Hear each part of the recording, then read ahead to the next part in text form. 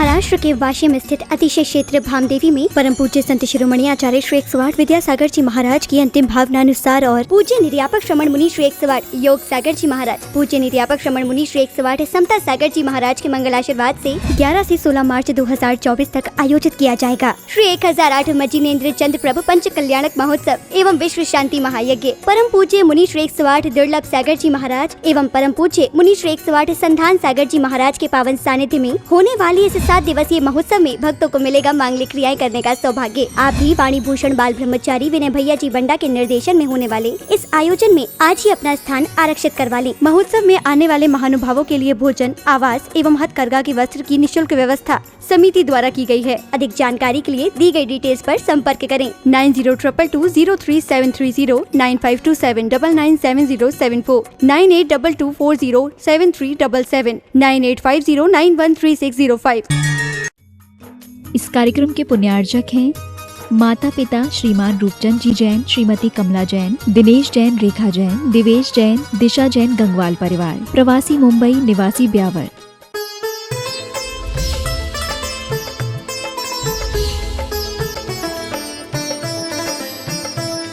ओम नमः सिद्धिवे, ओम नमः सिद्धिवे। अहिंसा परमो धर्म की आचार्य गुरुवर विद्यासागर जी महामुनि राजे की, परम पूज्य मुनि श्री 108 दुर्लभ सागर जी महाराज की बात चल रही है स्वयंभू स्तोत्र पर। और उस स्वयंभू स्तोत्र में आचार्य समंतभद्र स्वामी ने हम लोगों को, चाहे वो खेती बाड़ी वाले हों, चाहे वो दुकानदार हों, चाहे वो व्यापार करने वाले हों, है ना, चाहे वो कोई भी शिक्षक वर्ग हो, इन सबको सूत्र बताए। उन सूत्रों को हमें आत्मसात करना है और अपने जीवन को सफल बनाना है। अभी आपके यहाँ पंच कल्याणक होना है और उस पंच कल्याणक में यही सूत्र हमें भगवान बनाने के होते हैं। आप देखो, ये जो अवसर है ये बार बार नहीं मिलेगा, समझ में आ रहा है? हाँ, बड़ी मुश्किल से साधु का समागम मिलता है। कितना पुरुषार्थ आपने किया तब 2 मुनि महाराज जी आपको मिले, नहीं मिला। आप लोग यहाँ से वहाँ दौड़ लगाए, कैसे भी भैया हमारा ये पंच कल्याणक भी हो जाए, हमें कोई साधु का सानिध्य मिल जाए, नहीं तो आचार्य श्री जी सब चीज। अब जब गांव में आ गए तो फिर तो सोना नहीं ना, समझ में आ रहा है? तो आप तो लाभ ले रहे हो, जो यहाँ बैठे हैं हम उनसे नहीं बोल रहे, नहीं तो कल से आप भी आना बंद कर दो। हम उनसे बोल रहे हैं जो नहीं आए, उनको लाना है। तो अपन को उनके लाने के लिए क्या करना है? उनको बताना है कि भैया दोनों महाराज जी बहुत अच्छा प्रवचन करते हैं, आप लोग चलो, एक बार आप सुनेंगे तो फिर आपके जीवन में निश्चित रूप से परिवर्तन आएगा। वो परिवर्तन आए, इसी के साथ में यहाँ पर अपन ने धर्मनाथ भगवान की स्तुति की। इसके पहले श्लोक में धर्मनाथ इस भगवान की स्तुति करते हुए आचार्य समंतभद्र स्वामी ने कहा कि भगवान प्रातिहार्य और समोह शरण से की विभूति से युक्त होने के बाद में भी आप में अलिप्तता रही। आप कमल के ऊपर होने के बाद में भी कमल को छुए नहीं, 4 उंगल ऊपर आप विराजमान रहे। इस प्रकार से आदमी वैभव का शिखर पे होने के बाद में भी वैभव उसको झलकेगा नहीं, अलिप्त रहेगा, वही आदमी सुख शांति से जिएगा। आज का आदमी सुख शांति से नहीं जीने का कारण यही है कि वह उसमें रच पच जाता है और फिर छूटने के बाद उसको तकलीफ होती है। आज भी अगले श्लोक में आचार्य भगवान यहाँ पर कह रहे हैं कि आप जो है भगवान, आपका तो कहना ही क्या, आप जो है बिहार भी आपका होता है तो बिना किसी भावना के होता है, इच्छा के होता है। क्या कह रहे हैं? पहले अपन श्लोक लेते हैं, फिर अर्थ बताता हूं दोनों का। 2 श्लोक ले लेंगे आज। काय वाक्य मन सांप्रवर्तयो नाभवस्त मुनिश्च कीर्षिया न समीक्ष भवत प्रवर्तियो धीरतावटम चिंतमीतम। हे भगवान, हे नाथ, तव आप मुने प्रत्यक्ष ज्ञानी के काय वाक्य मनसा, काय वचन और मन, ये प्रवृत्ति है, चेष्टाएं, चिकित्सिया करने की इच्छा से न अभवन, नहीं हुई, तथा भवते आपकी प्रवृत्ति समीक्ष असमीक्ष वस्तु स्वरूप का जोटा तो जाने बिना नहीं हुई। हे धीर वीर, परिसहादि को जीतने वाले धर्मनाथ जिनेन्द्र, तावकम आपका इहितम चरितम अचिंत्य अचिंतनीय। बहुत सुंदर श्लोक यहाँ पर गुरुदेव ने कहा, आपने जो विहार आदि किया, आपके मन की, आपके वचन की, आपके काय की, ये सब चेष्टाएं, आपने उपदेश दिया, आपने विहार किया, आपके मन में कोई भी विचार नहीं, बिना मन के ये सब हुआ, फिर भी यद्वा तद्वा नहीं हुई। समझ में आ रहा है? यद्वा तद्वा मतलब आप सही दिशा में ही किए। भव भागनवश जोगी वसाए, जिसका पुण्य हुआ उधर गए। ऐसा नहीं कि आप जिस क्षेत्र में जाना ही नहीं था उसमें चले गए, नहीं, क्योंकि वहां के लोगों का पुण्य ही नहीं था। समीक्षाधिकरण, आचार्य श्री जी का एक संस्मरण याद आ रहा है मुझे। जब हम डोंगरगढ़ में थे, जहां पर समाधि हुई ना गुरु जी की, उसी डोंगरगढ़ में संयम स्वर्ण महोत्सव था। उस संयम स्वर्ण महोत्सव में बहुत लोग आए थे। तो ऊपर क्लास चल रही थी जय धवला की। हुआ ऐसा कि सर्दी का मौसम था। अब सर्दी में सबकी धूप में बैठने की इच्छा होती है, लेकिन थोड़ी देर में धूप तेज हो गई। अब सबका पाटे जो थे वो धूप में लगा दिए। अब थोड़ी देर क्लास चालू हुई, थोड़ी देर तो धूप अच्छी लगी, और बाद में सबको, आहार के पहले की बात है, अब अपनी अपना शास्त्र जी लेके कोई इधर जा रहा है, कोई उधर जा रहा है।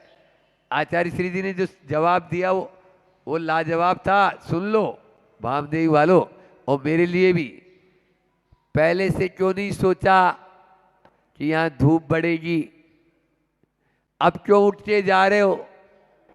यही है असमीक्षाधिकरण। आपने समीक्षा की नहीं और काम कर लिया। यहां पर पर्दा लगा हो और पर्दे के पीछे बहुत सारे लोग अपना, कोई दाढ़ी बना रहा है, कोई मूछ लगा रहा है, और आप पर्दा हटा दो पहले ही, तो क्या होगा? बोलो। बिना सोच विचार के हुआ नहीं। पहले आप सोचो कि मैं यहाँ क्यों बैठ रहा हूँ, मैं यहाँ क्यों उठ रहा हूँ, महाराज को कैसे बैठाना है, पंच कल्याण कैसे करना है, कौन कहाँ से आएगा, कौन कहाँ बैठेगा, कौन कहाँ क्या करेगा, ये सारा का सारा आप लोग पहले विचार करते हो, तब अच्छे से होगा। यदि आप सही से विचार नहीं करोगे क्या होगा? बोलो। फिर वही होगा, बिना विचारे जो करे सो पाछे पछताए, और काम बिगाड़े आपनो जग में होते हंसाए। जग में उसकी हंसी होती है और काम भी बिगड़ जाता है। इसलिए आप लोगों ने सब चीज़ें पहले से ही सोच ली, ये ऐसे होना है, ये इतना होना है, यहाँ पर ऐसे होना है, यहाँ पर ऐसे करना है, ठीक है ना? ये होता है नियोजन। क्या होता है? लेकिन ये सब हम सब संसारी प्राणी हैं, हमारा होता है, बाहर वाले का होता है क्या? नहीं होता। मतलब तीर्थंकर का ऐसा नहीं होता जैसा हमारा होता है। समझ में आया? इसलिए तीर्थंकर की चेष्टा कुछ नहीं, लेकिन फिर भी असमीक्ष से नहीं होता, सब अच्छा होता है, यद्वा तद्वा नहीं होता। एक श्लोक और लेते हैं, पहले इसका पद्यानुवाद लेता हूँ, बहुत सुंदर पद्यानुवाद है। तन की मन की और वचन की चेष्टाएं तब होती है, किंतु बिना इच्छा के केवल सहज भाव से होती है। थोती यद्वा तद्वा भी नहीं, सही ज्ञान से सहित सभी। धीर नीर निधि सम तव परिणति, अचिंत लट बुध मुक्ति सभी। यानी वो धीर वीर नीर निधि से वे परिणत होते हैं, ऐसे जिनकी परिणति अचिंत्य होती है। तीर्थंकर की चेष्टा तीर्थंकर जैसी होती है। अभी आप लोगों को ये सब पंच कल्याण में देखने को मिलेगा। एक श्लोक और लेते हैं उपसंहार के रूप में अंतिम, कि भगवान की जो लोकोत्तर प्रवृत्ति है वो कैसी है। मानुषिम प्रकृतिमव्यतीतवान, देवता सपिच देवतायत, तेन नाथ परमासि देवता, शेषे जिन वर्ष प्रसिद्ध न। हे भगवान, चूंकि आप मानुषी प्रकृति मानव स्वभाव की अव्यतीतवान अतिक्रांत कर गए। हमारा स्वभाव और भगवान का स्वभाव एक सा है क्या? बोलो, प्रश्न पूछ रहा हूं, बोलो ना अध्यक्ष जी। हमारा स्वभाव और भगवान का स्वभाव एक सा है क्या?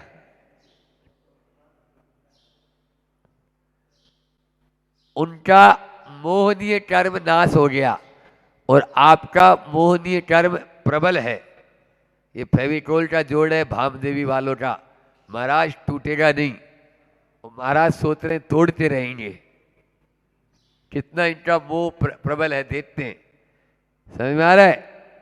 इसलिए भगवान हमसे बहुत ऊपर हैं और हम कहाँ और वो कहाँ, उनकी तुलना। इसीलिए तो आप लोग भगवान बनाने का उपक्रम कर रहे हो। उनके चरणों में आके हम भी भगवान बन जाएं, ऐसी भावना के साथ में आप लोग ये पंच कल्याण कर रहे हो कि यहाँ पर बड़े बड़े भगवान विराजमान हो जाएंगे। हो सकता है वामदेवी में भी एक आध कोई मुनि महाराज जी बन जाए उन भगवान को देखकर। हाँ, कोई आरिका माता जी बन जाए। इस प्रकार से यहाँ पर भी मानुषी प्रकृति, मनुष्य की जो प्रकृति है, स्वभाव है, आप उससे ऊपर उठ चुके हो। और क्या हुआ? देवता सुअपी अव्यतीतवान, मतलब देवता हैं आप, देवताओं के भी देवता हैं। क्या बोला? मतलब उन देवों के द्वारा भी आप पूजनीय हैं। सत इंद्र कर नमत कर शीस धार, सो इंद्र आपके चरणों में शीस झुका रहे हैं। सो इंद्र है ना, ऐसे वे सत इंद्र उन देवताओं के भी देवता हैं। इसलिए हे नाथ, परम देवता सी उत्कृष्ट देवता हैं। इस प्रकार हे धर्मनाथ जिनेन्द्र, आप हमारे शेष से प्रसिद्ध कल्याण के लिए प्रसन्न होइए। आप हमारा कल्याण करिए, हम सबका कल्याण करिए। ऐसी भावना के साथ में यहाँ पर आचार्य भगवान ने यह श्लोक का पद्यानुवाद किया है। पहले मैं पद्यानुवाद, फिर इसके पीछे का भावार्थ और आपको बता देते हैं। मानवता से ऊपर उठकर ऊपर उन्नत चढ़े हुए, सुर सुर पालक देवों में भी पूज्य हुए हो बड़े हुए। इसीलिए देवादिदेवों परम इष्ट जिन नाथ हुए। हम पर करुणा कर दो शिव सुख, तुम पद में नत मात हुए। आपके चरणों में हम माथा झुका रहे हैं, और इसीलिए झुका रहे हैं कि जैसे आप हो वैसे ही आप हमको भी बना दो। तेरे 5 हुए कल्याण प्रभु, एक बार मेरा बोलो ना कल्याण कर दो। इसी भावना के साथ में कि हम पर करुणा करो, करुणा करेंगे तभी हम भगवान बन पाएंगे। लेकिन क्या हो रहा है कि अपन भगवान क्यों नहीं बन पा रहे? बोलो, प्रश्न किया आपको, हम सब भगवान क्यों नहीं बन पा रहे? भगवान के बाजू में क्यों नहीं बैठ पा रहे? बोलो।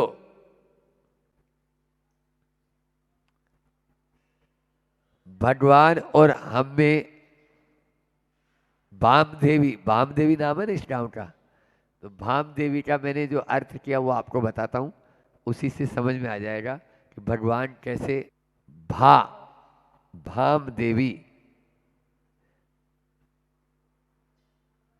मैं है ना मैं को भा यानी बाहर कर दो, मैं को बाहर कर दो तो आप भी भगवान बन सकते हैं। क्या बोला? मैं को बाहर कर दो, फिर भा यानी प्रकाश, प्रकाश के ओर चल पड़ो, हम भी भगवान बन जाएंगे। और बाम आती है, बाम लगाते हैं, सिर दर्द हो जाता है तो बाम। किसी ने बहुत अच्छा कहा कि मलम हर घर में नहीं मिलता, नमक हर घर में मिल जाता है। इसलिए कोई मलम लगाना नहीं चाहता, नमक तो हर कोई डाल देता है। समझ में आ रहा है? तो हम बाम कह रहा है, बाम देवी का बाम कह रहा है कि मलम बनो, नमक नहीं। मलम लगाओ, नमक मत छिड़को। हम जले पर नमक छिड़क देते और उसको और उत्तेजित करते हैं। और भाम यानी भामंडल, भाम से भामंडल बनता है ना, मंडल का मतलब समूह। बस उस समूह को याद रखो तो भगवान बन जाएंगे। 4 चीज आपको बता दी जो इस धर्मनाथ भगवान की स्तुति से जुड़ी हुई है। मैं को बाहर कर दो, प्रकाश की ओर बढ़ चलो, मलम लगाओ, नमक नहीं। और भामंडल, हम सब एक मिलकर काम करें तभी कोई कार्य अच्छे से होगा। भगवान ने अपने उस अज्ञान रूपी अंधकार को हटा दिया और ज्ञान के उजाले को प्राप्त कर लिया। उनके भीतर ही था, अनादिकाल के संस्कार थे, उनको तोड़ डाला और अपनी उस आसक्ति को मिटा डाला। जो अपनी आसक्ति को, अपने मोह को, अपने राग को कम कर लेंगे वो भगवान बन जाएंगे। भगवान बनने का सीधा सीधा फार्मूला यही है। जितना जितना हम जुड़ते चले जाएंगे उतना उतना नीचे की ओर चले जाएंगे, और जितना जितना इन बाहरी पदार्थों से अपने आप को हटाते चले जाएंगे उतना उतना ऊपर बढ़ते चले जाएंगे। उस आत्मा को परमात्मा बनाना है, तभी हमारा वह सार्थक होगा। आचार्य समंतभद्र स्वामी ने इस स्वयंभू स्तोत्र में उसी आत्मा को परमात्मा बनाने का सूत्र बताए हैं। हम भी अपनी उस आत्मा को परमात्मा बनाएं। आज बड़ी खुशी हुई जब हम यूं करके निकले तो लगा बुंदेलखंड का नजारा भामदेवी में आ गया। क्या हर गली के अंदर हे स्वामी नमोस्तु नमोस्तु नमोस्तु। यहाँ पे अध्यक्ष जी से शुभम ने पूछा, जब हम नीचे उतर रहे थे तो शुभम यही कहा, तो वो बोलता है क्यों कितने चोटे? क्यों दिन भर हमारे पास था सुबह से।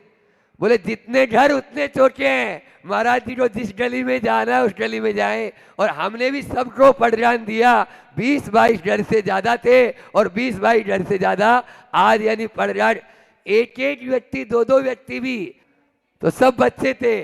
तो बच्चे भी बच्चों में मस्त हो गए। बहुत हर गली के अंदर से आवाज, हे स्वामी नमोस्तु नमोस्तु। ध्यान रखना, चक्रवर्ती की आपको वह संपदा और वैभव बता रहा हूं, जिसके यहाँ 360 रसोइया होते हैं, 360 वैद्य होते हैं, बर्तन आदि का तो कहना ही क्या है। अटूट 84 खंड का महल और 84 महाराज पैदल, और वो भी पैदल। ये आगम का वचन है, मेरा नहीं। आगम में आया और जब वो सीढ़ियों से जाता है तो क्या बोलता है, महाराज जैसे ये सीढ़ियां इतनी घुमावदार है, इससे भी ज्यादा मेरा मन घुमावदार है, मेरा मन कुटिल है। वो प्रतिदिन शुद्ध भोजन बनाता और अपनी पटरानी के साथ में नीचे आकर, हे स्वामी कोई आज नगर में मुनि महाराज हो तो मैं उनको आहार दान दे दूं। आज प्रातःकाल की बेला में आप लोगों ने पत्रिका का विमोचन किया और 11 से 16 तक अब ज्यादा दिन नहीं बचे हैं, इसलिए कमर कस के आप लोग तैयार तो हो ही चुके हैं।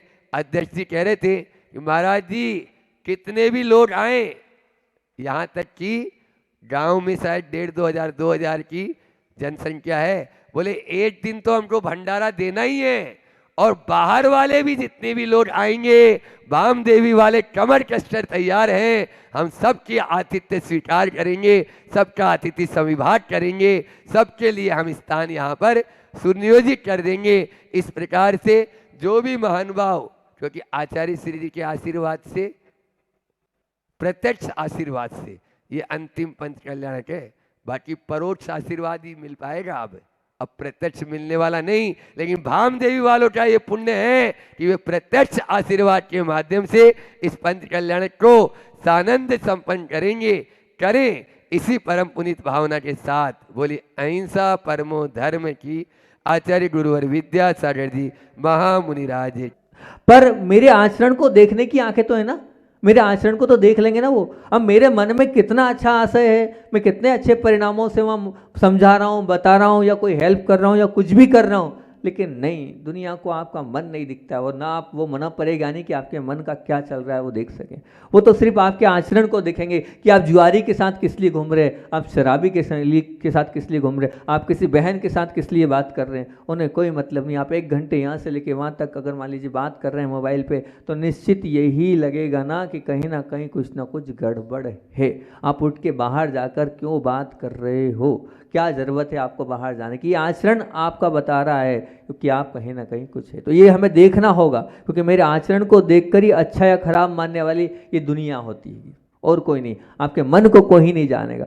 वास्तविकता जब ये है, तब मेरी जिम्मेदारी हो जाती है कि मुझे क्या करना है, मेरे आचरण को अच्छा रखना है। बस पूरी दुनिया को दिखाने वाली चीज़ मुझे अच्छी रखनी है। मन तो रखना ही रखना है, केवल आचरण ही अच्छा नहीं रखना है। मेरी ज़िंदगी को अगर सार्थक करना है तो अंदर के मन को भी अच्छा रखना है, क्योंकि कहते हैं ना, आचरण तो तस्वीर है, पर एक वो मात्र बाहरी तस्वीर है, पर एक सिर तो अंतःकरण है, एक सिर तो अंतःकरण है। तो तस्वीर अच्छी हो लेकिन एक सिर यदि खराब हो तो जीवन समाप्त हो जाता है। इसलिए अंतःकरण को भी पवित्र रखना है, और साथ साथ में जो हमारा आचरण है उसको भी हमें अच्छा रखना है, क्योंकि आचरण अच्छा हो लेकिन अंतःकरण यदि खराब हो तो आचरण कभी भी बिगड़ सकता है। मतलब आपने सोचा कि आचरण तो अच्छा है लेकिन मन खराब है, मन में पाप की भावनाएं चल रही हैं, तो वो कब तक आचरण अच्छा रहेगा, एक ना एक दिन वो आचरण भी खराब हो जाएगा। इसका अर्थ है कि यदि मैं आचरण से लंबे समय तक अच्छा रखना चाहता हूँ तो मुझे मेरे अंतःकरण को भी पवित्र रखना ही है, मेरे मन को भी पवित्र रखना ही है। मेरा मन पवित्र नहीं तो आचरण निश्चित खराब होगा। आचरण और अंतःकरण के बीच में कार्य कारण भाव का संबंध है। जब कार्य जैसा होगा कारण वैसे अपने आप उत्पन्न होते चले जाएंगे। इसलिए अंतःकरण यदि अच्छा है तो आचरण भी 100% अच्छा ही है, और अगर आचरण अच्छा है तो अंतःकरण 100% अच्छा हो ये तो निश्चित नहीं है, क्योंकि संदेश स्पष्ट है। आप जगत की अदालत में सम्मान के साथ खड़ा रहना है तो मुझे मेरे आचरण को अच्छा रखना है, मुझे आचरण को संभालना है, मेरे आचरण को बार बार ऑब्जर्व करना है। ये बार बार कह रहा हूँ मैं, देखो अपने आप को, परखो अपने आप को, अपने भावों को टटोलो आप। मैं कहीं गड़बड़ा तो नहीं रहा हूँ, मैं कहीं गलत तो नहीं जा रहा हूँ, मेरी अंदर कहीं अपवित्रता तो नहीं आ रही है। मेरे अंतःकरण की अदालत में मुझे यदि सम्मान के साथ खड़ा रहना है तो मुझे मेरी नीयत को, मेरे इदारों, मेरे अंदर के जो इरादे हैं उसे हमेशा निर्मल बनाए रखना होगा। नहीं, अगर हम निर्मल बना पाएंगे, अगर हम नहीं अपने आप को अच्छा बना पाएंगे तो हमारा जीवन लुट जाएगा, हमारा जीवन पिट जाएगा, हमारे जीवन की सार्थकता नहीं रहेगी, हमारे जीवन की पवित्रता समाप्त हो जाएगी। इसलिए बार बार बार बार अपनी नीयत को टटोलो। नीयत का आप समझते हो, नहीं समझते हो? नीयत का अर्थ समझते हो?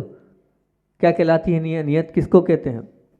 नीयत मतलब अंदर की जो हमारी परिणाम हैं वो नीयत कहलाती है। वही हमारे अंदर क्या है, किस प्रकार के, ये समझना चाहिए। नीयत नहीं ठीक तो आप ठीक बिल्कुल नहीं हो सकते, ना ही रह पाओगे। मान लीजिए पैकिंग सुंदर और अंदर का माल भी अच्छा, पैकिंग सुंदर है और अंदर का माल भी अच्छा है, एक चीज़।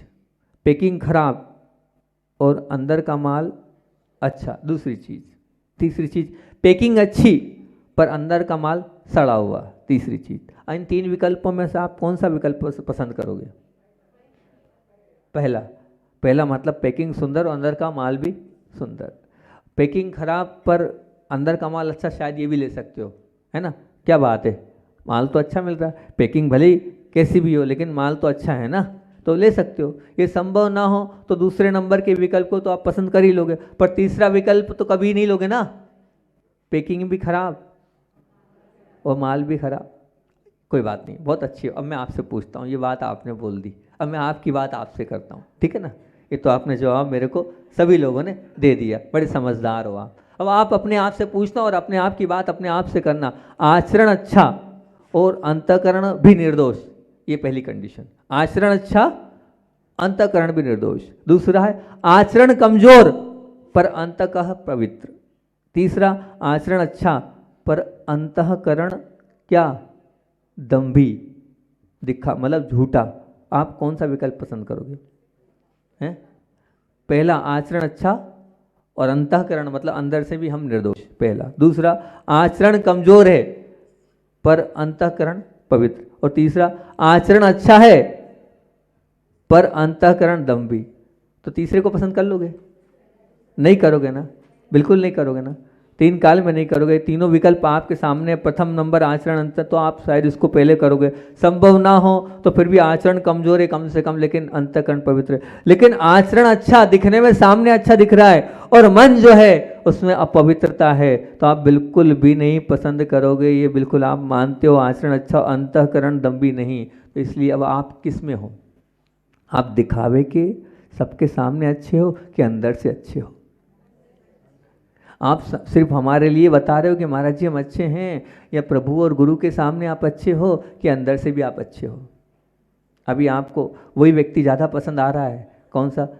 जो अंदर से भी अच्छा हो और बाहर से भी अच्छा हो। ठीक, कोई बात नहीं। अगर ये पसंद है, आपको आ रहा है, आपको अच्छा लग रहा है, तो क्या वास्तविकता में आप ऐसे हो? यहाँ तीन लोग के नाथ के दरबार में बैठे हो, बता तो दो कि आप वास्तविकता में आचरण भी अच्छा है आपका और अंतःकरण भी निर्दोष है। दोनों आपकी में पवित्रता, निर्मलता है।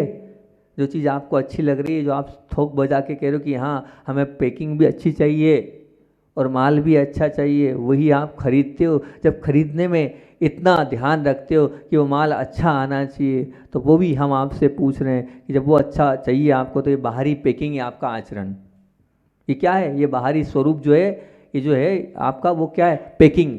वो पैकिंग तो बहुत सुंदर आपने बना रखी है, लेकिन अगर माल अंदर खराब होता तो आप कहते हो नहीं लेना, क्या काम का? पैकिंग से क्या लेना देना? पैकिंग कोई काम की नहीं हैगी। पैकिंग को खाएंगे क्या हम? वो बाहर का जो पैकेट है, बिस्किट या जो भी आप लेते हैं बाहर की चीज़, उस पैकिंग को खाओगे क्या आप? वो बाहर का जो शर्ट है या आपका पैंट, उसकी बाहर की पैकिंग को आप लोगे क्या? पहनोगे किसको? अंदर के कपड़े को। खाओगे किसको? अंदर के भोजन को। पैकिंग से कोई लेना देना नहीं। पैकिंग कितनी भी सुंदर हो, आचरण बहुत सुंदर नहीं चाहिए हमें। हमें तो अंतःकरण सुंदर चाहिए, हमें वो माल अंदर का सुंदर चाहिए, तब हम उसको खा पाएंगे, तब उसको हम पहन पाएंगे। जब वो प्रैक्टिकली आपको इतना अच्छा समझ में आ रहा है और आप अपने जीवन में उसको अपना भी रहे हो, तो फिर आपका बाहरी आचरण, आप दिखावे वाला आचरण तो अच्छा कर रहे हो, दुनिया को तो अच्छा बता रहे हो, दुनिया के सामने तो अच्छी प्रस्तुति कर रहे हो, लेकिन मन को अभी आप पवित्र नहीं कर पा रहे हो। मन को पवित्र करो। जैसे आप बाहर अच्छा बता रहे हो वैसे आप अंदर अच्छे हो जाओगे तो निश्चित तौर से आपका वो आचरण भी बहुत अच्छा और बहुत महान बन जाएगा। भावना ये है कि आप अंदर से भी अच्छे बन जाओ, अच्छे हो, दिख भी रहे हो और बाहर से तो दिख रहे हो लेकिन अंदर से भी अच्छे हो जाओ, यही भावना है। आचार्य भगवान की संस्मरण को सुनाता हूँ। आचार्य भगवान का वो संस्मरण जो आचार्य भगवान जब दीक्षा के लिए अजमेर पहुँचे थे, उस समय क्या है, नसिया जी, सोनी जी की नसिया जी के सामने वहाँ रहते थे। तो एक माता ने अपनी बात बताई कि जब आचार्य भगवान उस वक्त ज्ञान सागर जी महाराज जी की औषधि के लिए, प्राशुक जल आदि के लिए हमारे चौके में, मतलब हमारे यहाँ शुद्ध भोजन बनता था तो आते थे। तब जब आते थे तो अब होता ये था कि वो तो थे महाराष्ट्रियन कन्नड़ के, अब वो कुछ समझते नहीं थे, वो क्या बोल रहे हैं ना हम कुछ बोलते थे तो वो समझते थे। तो हमारे बाजू में एक महाराष्ट्रियन थी, उनको हम बुला के लाते थे दादी को, वो उनकी बात समझती थी, वो इनको हिंदी में सुनाती थी। इस प्रकार से जो है बातों का मेल जोल हमारे होता था, ना वो समझते थे ना हम समझते थे। लेकिन हमने देखा वो बहुत गंभीर रहते थे, नीचे निगाह उनके पूरे समय रहती थी। और जब उनसे और दूसरी बातें पूछते थे तो बिल्कुल वो इतने कम शब्दों में और नपे तुले शब्दों में, और फिर वो जो शब्द थे हिंदी के वो याद करते थे, फिर अगले दिन आके पूछते थे इसका यही अर्थ है ना, मतलब इस प्रकार से वो अपनी टूटी फूटी हिंदी में बोलते थे। एक दिन उनसे हमने कहा कि भैया जी आपको कुछ खाना पीना हो, कुछ करना हो तो आप आ जाया करें घर। ये जो घर, इस घर को आप अपना घर समझना। क्या बोला? इस घर को आप अपना घर समझना। आचार्य श्री जी ने जो जवाब दिया बड़ा लाजवाब था। बोले घर तो छोड़ दिया, घर तो छोड़ दिया, अपना कोई घर नहीं होता है।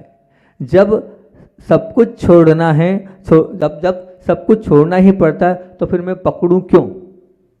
जब सब कुछ छोड़ना ही पड़ता है तो फिर पकड़ना क्या और पकड़ूं क्यों मैं? इसलिए मेरा घर नहीं है, मेरा कोई घर नहीं, मेरी तो मात्र आत्मा ही घर है, उसके अलावा मेरा कोई भी घर नहीं है। बोलिए आचार्य भगवान विद्यासागर जी महामुनि राज की। भगवान बनना है, भगवान के बाजू में बैठना है, तीर्थंकर बनना है और तीर्थंकर बनने की वो कला आत्मसात करना है, वो हैसियत प्राप्त करना है। चर्चा तो उस विषय पर चल रही है, लेकिन अभी महाराज जी ने कहा महाराज जी उसका उद्बोधन करेंगे। अभी उस विषय को मैं विराम देता हूँ जो अपनी चर्चा आचरण पर, चारित्र पर काफ़ी लंबे समय से चल रही। लेकिन आज आप लोगों के बीच में मैं आपके जो कर्तव्य हैं, जो आपको ध्यान देने योग्य बात है, आज पहले उस पर चर्चा कर रहा हूँ। वो अगर हो जाती है तो फिर आपको आचरण का जो एक बहुत अच्छा चिंतन है वो दूंगा। पर पहले सबसे पहले जो महाराज जी ने आज सुबह भी हमसे कहा, वहाँ क्लास में भी उसकी चर्चा चली, तो हमने कहा आज का प्रवचन का व्याख्यान ही हमारा आपकी बात है तो वही रखेंगे। हम पहले श्रावकों को वही समझाएंगे, वही बताएंगे। ऐसा है कि आहार की प्रक्रिया एक ऐसी प्रक्रिया श्रावक के पास होती है जिसके माध्यम से जब वो साधु को आहार कराता है, उस आहार के माध्यम से ही 24 घंटा हमारा पूरा धर्म ध्यान होता है। ये हमारी पराधीन चर्या है कि हम आपके आगे हाथ फैलाते हैं, बाकी तो कभी हाथ फैलाते नहीं है। लेकिन वो आगम की आज्ञा है, वो इसलिए आज्ञा है क्योंकि हमारा क्या होता है, सब प्रकार के जो 8 दोष बताएं उसमें उद्गम दोष, उत्पादन दोष, ऐष्णा दोष, संयोजना दोष, प्रमाण दोष, अंगार दोष, धूम दोष और साथ साथ में कारण, इन 8 दोषों को टालकर हमें आहार करना है। तो उसमें 16 जो उद्गम दोष दिए गए हैं, वो 16 उद्गम दोष हमारे लिए नहीं है, वो श्रावकों के लिए। उसको हमें ध्यान नहीं रखना है, उसको किसे ध्यान रखना है? श्रावक को ध्यान रखना है, आपको ध्यान रखना है। अगर आप इन 16 उद्गम दोषों का ध्यान रखकर ही आहार देंगे तो आपको आहार दान का पुण्य मिलेगा, अन्यथा पुण्य नहीं मिलेगा। तो ये जो दोष है इसे आपको ध्यान रखना है। तो आप समझो तो कि 16 कौन से उद्गम दोष कहलाते हैं जिन्हें हमें ध्यान रखना है और जिनके माध्यम से हमारा पुण्य नहीं, हम उसके बाद लेंगे तो, लेकिन आपका विशेष वो किसके ऊपर है? वो आपके ऊपर है। अब हम वो सब थोड़ी देखते बैठेंगे। आश्रित आपके है, अगर आप आश्रित हैं और वो कर रहे हैं तो दोष आपको लगेगा, और बाद में आप हमसे कहेंगे और फिर हम लेंगे तो हमको दोष लगेगा। पर जब हमें जानकारी नहीं है तो हमें दोष कैसे लगेगा? लग ही नहीं सकता है। तो पहले मूल आप अपने 16 जो दोष हैं उन दोषों को समझें, उन दोषों को आप अपनी मन में अपने मस्तिष्क में बिठाएं। सबसे पहला दोष है इसमें 16 दोषों में जो सबसे पहला दोष है औद्देशिक दोष, दूसरा है अध्यधि दोष, तीसरा है पूति दोष, चौथा है मिश्र दोष, पांचवा है स्थापित दोष, छठवा है बलि दोष, सातवा है परवर्तित दोष, आठवां है प्रदुष्कार दोष, नौवा है कृत दोष, 10वां है प्रामश्य दोष, 11वां है परिवर्तिक दोष, 12वां है हविघट दोष, 13वां है उद्भिन्न दोष, 14 है मालारोह दोष, 15 है आच्छेद दोष और 16वां है अनिशिष्ट दोष। ये 16 दोष हमने आपके सामने रख दिए हैं। अब इन 16 दोषों को आप समझ लें, क्योंकि आहार सबको देना है, देना है ना, सबको देना है, सबको आहार दान का पुण्य का लाभ लेना है। तो उस आहार दान के पुण्य के लाभ के लिए इन 16 दोषों को आपके बीच में रख रहा हूँ। सबसे पहला दोष उद्देशिक दोष। उद्देशिक दोष मतलब क्या? उद्देशिक दोष मतलब ये है श्रवण आ रहा है, मुनिराज आ रहे हैं और मुनिराज को आते हुए जो है आपने अपने चावल बनते चावल में और चावल डाल दिए और गेहूं की जो कहना चाहिए आपने आटा उसना था उसमें थोड़ा सा और जब आ रहे हैं आटा देख लिया, घर में प्रवेश कर लिया है और उस समय फिर अब वो मुनिराज आ गए इसलिए देना, इसलिए बनाना, तो वो क्या हो गया? वो कहला रहा है कौन सा दोष? उद्देश्य का दोष आपके अंदर आएगा। हम उद्देश्य के दोष से बना रहे, इसलिए हमें तो भोजन बनाना है और वो हमने भोजन शुद्ध भोजन बनाया है। और हमारा क्या नियम है? अतिथि संविवाह व्रत का पालन करना, कि अतिथि आएंगे उसके बाद हम क्या करेंगे? उस भोजन को देंगे। क्योंकि मैंने उस दिन कहा था साता वेदनी बंद का कारण मिलेगा, वही चूल्हा, वही बेलन, वही आटा, वही सब कुछ, परंतु अगर आपके भाव क्या हो गए? अतिथि संविवाह व्रत का पालन करना है, अतिथि का इंतजार करना है, उसके बाद आहार मैं स्वयं करूंगा। तो बिल्कुल अतिथि के आप निमित्त से बना, लेकिन कब? पहले से, उनके आने के बाद अगर डाल रहे हैं, उनके उद्देश्य से कर रहे हैं तो नहीं। जो आपने आहार बनाया वो मैं भी करूंगा और जो मुनिराज है उनके लिए भी करूंगा, इसमें से कुछ ना कुछ उसमें भी मैं दान करूंगा। ये क्या कहलाता? अतिथि संविवाह व्रत। लेकिन उद्देश्य के साथ अगर आपने बनाया है तो वो कहलाएगा उद्देशिक दोष। वो प्रथम दोष यहाँ कहलाता है उद्देश्य में। दूसरा क्या कहला रहा है? या देवता या पाखंडी के निमित्त से बनाया है और वो अगर आपने तैयार किया, उनके उद्देश्य से तैयार किया है और फिर मुनिराज आ गए तो उनको दे दिया, तो ये भी कहलाएगा उद्देशिक दोष। 4 प्रकार के यहाँ पर उद्देश्य में आए थे कि या तो किन्हीं पाखंडियों के निमित्त से बनाया है, या मान लीजिए आपने किसी श्रमण से मतलब जो बौद्ध आदि श्रमण उनके निमित्त से बनाया है, या फिर ये मान के चलें आपने सीधे सीधे मुनि महाराज के लिए बनाया है तो भी उद्देश्य में इन फलाने मुनिराज को दूंगा, नहीं। औषधि एक अलग मैटर है, कोई अलग अस्वस्थता है या किसी के वो एक अलग चीज़ है कि वो आपकी वैयावृत्ति, वो श्रावक का कर्तव्य है, वो तो करना ही है। लेकिन उसके अलावा अगर आप बना रहे हैं तो वो दोष है, ये पहला। फिर दूसरा अध्यधि दोष क्या है? तो मुनियों को दान अपने मतलब दान तो दे रहे हैं आप, लेकिन क्या कर दिया उसमें? अध्यधि दोष तो ये हो गया। अब पूति दोष। पूति दोष मतलब आप प्राशुक द्रव्य में, मतलब आप प्राशुक द्रव्य से मिश्र हुआ और प्राशुक द्रव्य में आपने जो है वो बना दिया, मतलब मिला जुला कर आपने दे दिया प्राशुक और अप्राशुक दे दिया। ठंडा गर्म पानी था मान लीजिए, अब आपसे कहा कि महाराज जी को गर्म लग रहा है और आपने क्या किया? ठंडा मिला दिया। अब ये महाराज को मालूम है क्या? ये महाराज को तो पता नहीं है। अब महाराज के सामने आप कह दो हमने ठंडा कच्चा पानी से मिला दिया है या ऐसा मिला दिया, तो फिर हमें दोष लगेगा। लेकिन ये तो आपके निमित्त से है ना, आप कर रहे हैं दोष, तो ये आपको समझना पड़ेगा। दूसरी बात, पहले के ज़माने में जो चूल्हा है, गैस चूल्हा है या ओखली है या कलछी है या चम्मच है या बर्तन गंद आदि है, ऐसी कोई चीज़ आप पहले महाराज को देंगे फिर करेंगे, फिर अपन यूज़ करेंगे, तो वो भी दोष के अंतर्गत आएगा। कोई बर्तन विशेष स्पेशली लेके आए, पहले मुनिराज को इसमें से बना कर देंगे फिर हम लेंगे, ये भी कौन सा दोष कहलाता है? पूति दोष के स्वरूप में आता है। पूति दोष के लिए आता है मिश्र दोष। मिश्र दोष से तात्पर्य ये कि अब मुनिराज हैं और आपने क्या, मुनिराज तो खड़े हैं और आप किसी को बाहर देने जा रहे हैं या किसी श्रावक को करा रहे हैं, तो उसमें शुद्धि अशुद्धि का जो है वो विवेक नहीं रहेगा। और दूसरी बात, जो मुनिराज खड़े हैं, पंच परमेष्ठी खड़े हैं, उनकी विनय की कमी भी इसमें स्पष्ट रूप से झलकेगी। वो आहार भी अशुद्ध रहेगा और या विनय की पात्रता भी नहीं रहेगी। तीसरा क्या? स्थापित दोष।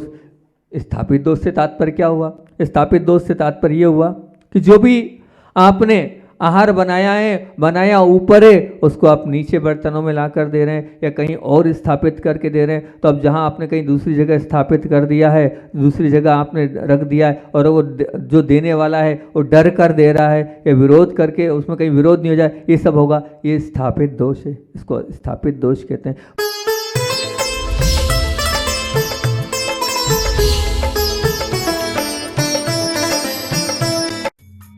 इस कार्यक्रम के पुण्यार्चक थे माता पिता श्रीमान रूपचंद जी जैन, श्रीमती कमला जैन, दिनेश जैन, रेखा जैन, दिवेश जैन, दिशा जैन, गंगवाल परिवार, प्रवासी मुंबई, निवासी ब्यावर।